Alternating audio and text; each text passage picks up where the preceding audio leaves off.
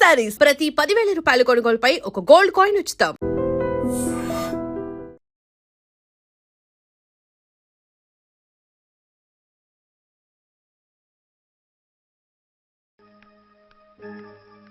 ఇదిగో నాలాగా తాగుడు అలవాటు చేసుకో. బాధల్ని బాధ్యతల్ని మర్చిపో. పెళ్ళాలు వదిలేసిన ముగుడని అవమానం పడే కంటే గౌరవంగా తాగుబోతు అనిపించుకో. అలాగే తండ్రిగా ఆనందిస్తాను. తీసుకో.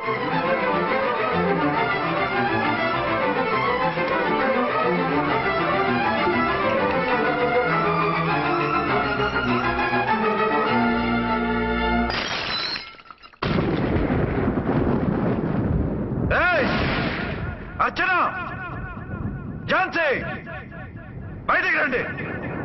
రండి.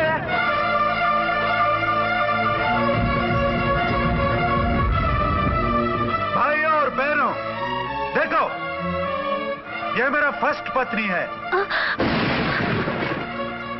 ఇది నా సెకండ్ పత్ని. ఏంటి ఆ లుక్లు? తాగొచ్చానా?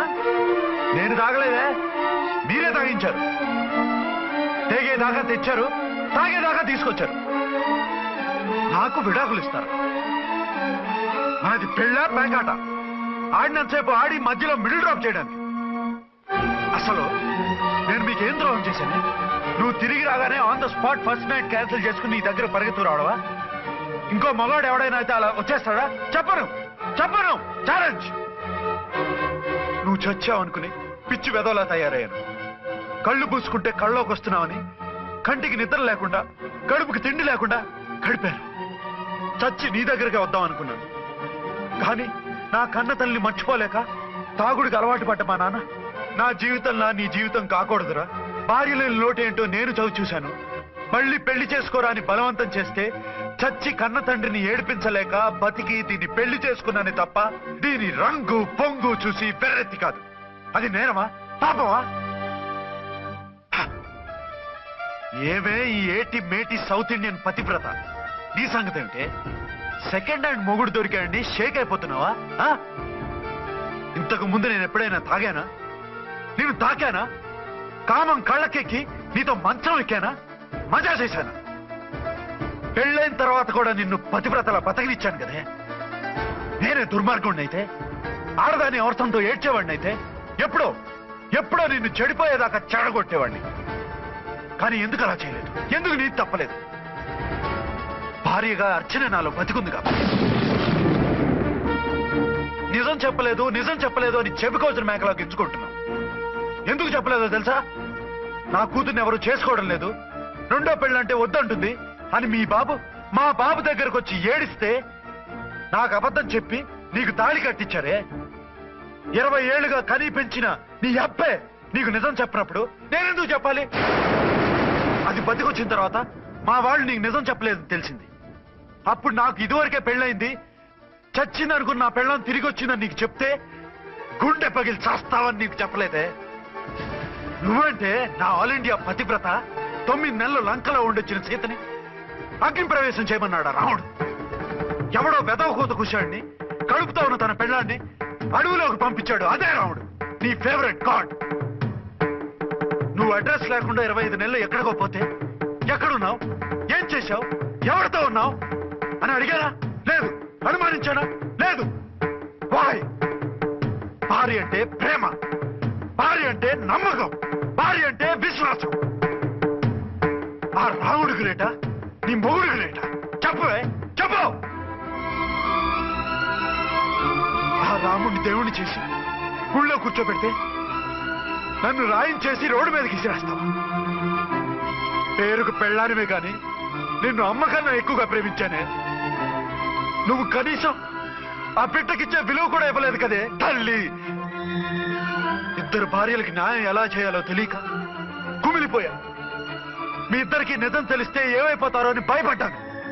మీ కంట్లో నీళ్లు రాకూడదని మీరిద్దరూ ఏడవలసిన ఏడుపు నేనేడ్చానే. ఇంత చేస్తే మీరు నాకు విడాకులు ఇస్తారా? అసలు మీరిద్దరూ పొజిషన్లోకి రండి. నన్ను వద్దని మీరిద్దరు వదిలేస్తే వచ్చి మీ కాళ్ళ మీద పడతారనుకున్నారా? నెవర్. నన్ను వద్దనుకున్నప్పుడు నేను కట్టిన ఆ మంగళసూత్రాలు మాత్రం ఎందుకు? సేఫ్టీగా వాటిని అలాగే ఉంచుకుని మాజీ భార్యలుగా హ్యాపీగా బతుకుదాం అనుకుంటున్నారా? నో, మీకు ఆ ఛాన్స్ ఇవ్వను. తాళి ఉన్న పెళ్ళాలుగా కాదు, తాళి తెగిన భార్యల్లా, మొగుడు చచ్చిన విధవల్లా మీరు తెల్ల చీరలు కట్టుకునేట్టు చేస్తాను.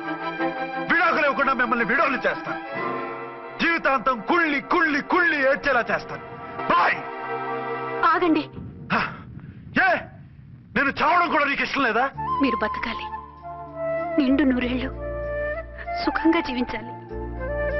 మీ మీద ప్రేమ లేక కాదు, మీరంటే ఏంటో తెలియక కాదు.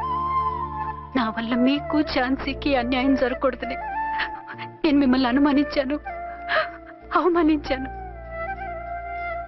మీకు దూరం కావాలనుకున్నాను, విడాకులు కోరుకున్నాను. నేను మీకు భార్యనయ్యాను, మీ బిడ్డకు తల్లినయ్యాను. కొంతైనా మీతో జీవితాన్ని తృప్తిగా అనుభవించాను. కానీ ఝాన్సీ ఒక్క పసుపుతాడు తప్ప భార్యగా ఏమీ పొందలేదు. భార్యగా మీ జీవితంలో తనకి చోటివ్వండి. లేదక్క, అలా చేస్తే నువ్వు భర్తనే కాదు, బాబుకి తండ్రిని కూడా దూరం చేసిన దానివి అవుతావు. ఆయన మనస్ఫూర్తిగా ఇష్టపడి చేసుకుంది నిన్ను, ప్రేమించింది నిన్ను. ఆయన మనసులో నీకు తప్ప నాకు స్థానం లేదు.